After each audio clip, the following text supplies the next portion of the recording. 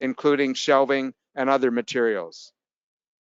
There's a lot of great work we can speak to in all of our jurisdictions, but we know there is still so much more to do, or we wouldn't be here in Glasgow.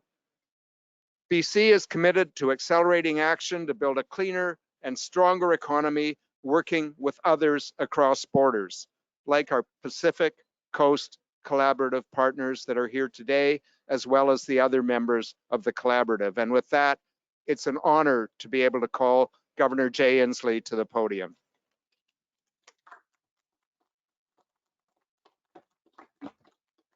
Well, good afternoon.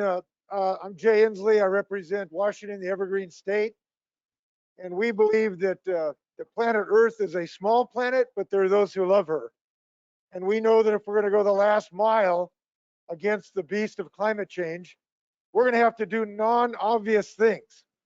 We all know we love solar power, we love wind power, we love electric cars.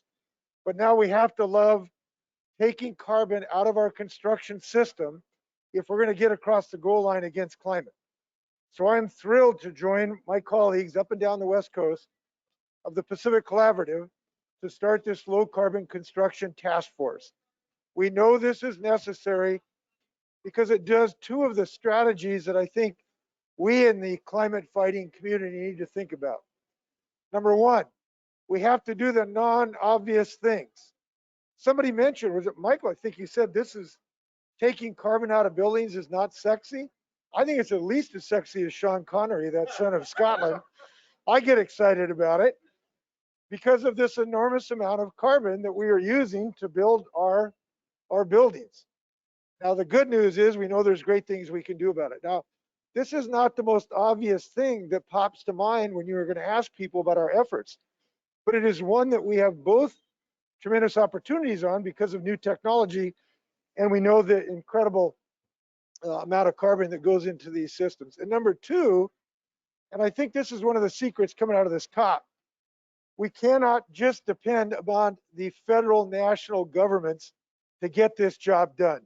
We have to operate in our states, in our provinces, in our cities, in our neighborhoods.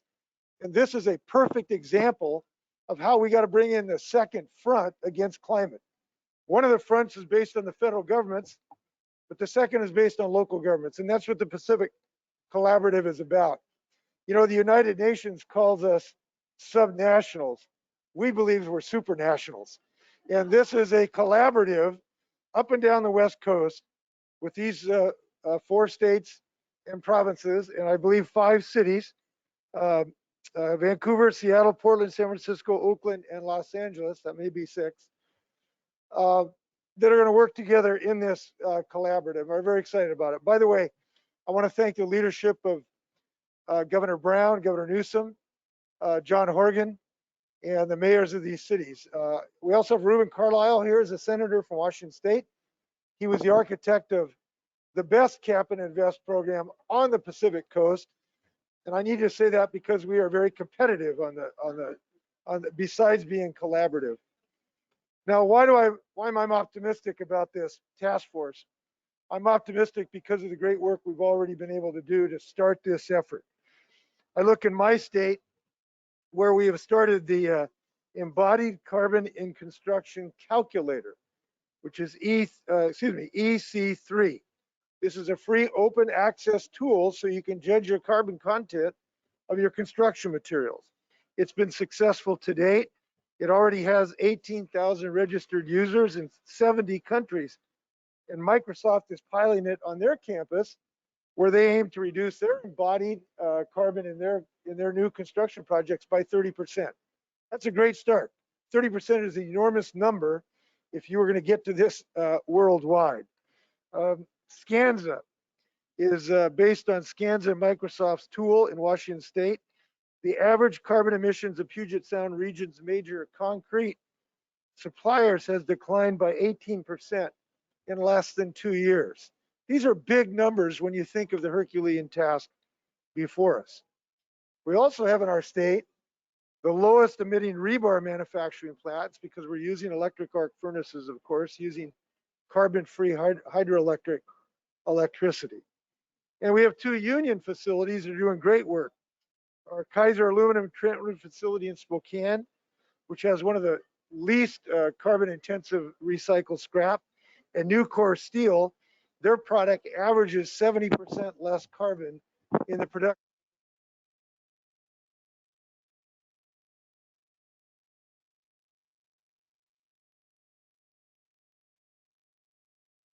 There we go. Thank you very much. How's that working? Thank you. Usually I just get cut off by somebody else. So this is really good news. So we got all kinds of strategies we're going to look at, but one of them is the buy clean, buy fair proposals, where governments embed in their procurement processes and to some degree, perhaps their tax policies, the ability to incentivize these low embodied carbon.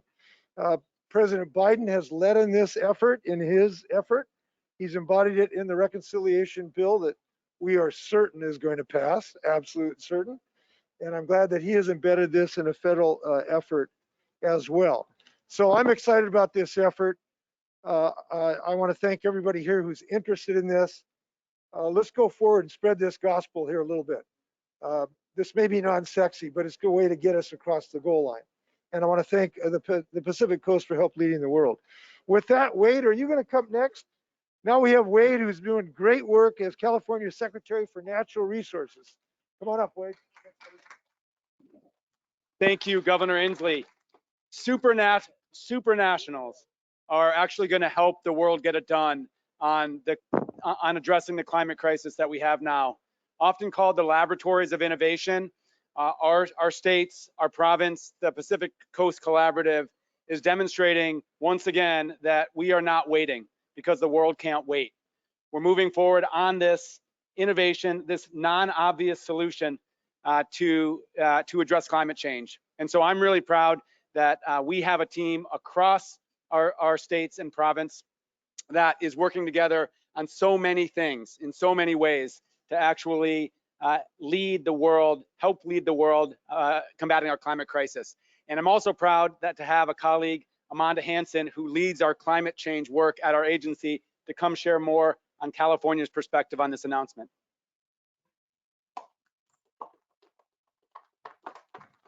Hi, everyone. Thank you for being here, and thank you so much for joining me today. I'm here to talk a little bit about next steps for the task force. The first thing that we're going to be doing is we're going to convene a region-wide event to highlight just how sexy and important this opportunity is. Get everyone psyched. We're also going to be sort of spotlighting our current efforts to think about ways that we can aggregate, accelerate, amplify, current and new strategies and goals to scale action, bring efforts to scale. In addition to the convening for the task force, we're going to explore opportunities to partner with academia, NGOs, and the private sector. We really want to build on our very strong track record of creating public-private partnerships and stakeholder coalitions. They've made really strong progress in other areas to fight the climate fight, such as reducing emissions from wasted food and accelerating the adoption of zero-emission vehicles. So we'll work with the private sector to accelerate clean construction and continue the Pacific Coast's commitment to serving as a hub of innovation and investment.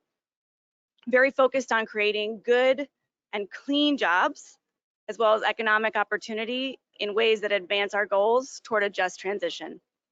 Coordination and cooperation is a hallmark of the Pacific Coast Collaborative, and we are really thrilled to bring this approach to the sexy effort of reducing embodied carbon in our building and construction projects. So thanks for being here.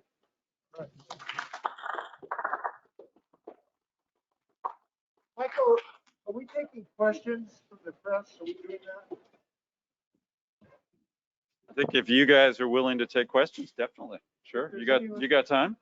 I believe we got time. Anybody from the press here has a softball question you want to ask?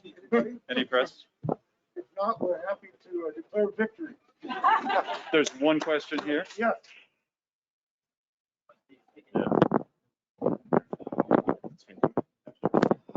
This is really exciting. So I agree. I think that's a consensus in the room. I'm Andrew Minson from the Global Cement and Concrete Association. And so I wish you well in your endeavors. It's fantastic. There are other things happening elsewhere. So you've talked about collaboration. So I'll separately, I'll tell you some other things that I'm aware of overseas that's happening, but work with them and we'll look forward to hearing what you do. We've just issued a global roadmap on how to decarbonize cement through to 2050 with milestones to 2030. Obviously, there's a lot of people in the room here from North America. Our colleagues, the Cement Association of Canada, have done the same, as have the Portland Cement Association recently. So do work with them. Our industry needs the demand signals to get the investment to deliver zero carbon. And we need that not just to be meaningful signals for our industry. It's not meaningful for our industry, it's meaningful for the investors in our industry. So at COP over the last 5 days, we've heard a lot about the finance sector being able to invest green. So this sort of initiative will help the policymakers. It'll help the material producers, the construction sector more broadly. So I'm a structural engineer. I work from the construction material sector. The construction sector has worked very hard to join itself up. You've mentioned EC3. That's what that is doing there in your area, and it's happening elsewhere globally. So work together. I wish you well, and we'll bring the finance sector in, and we can do this. It's exciting. Thanks very much. Anybody else? Got a minute. Last chance. All right. Thank you guys. Congratulations. This is a big deal.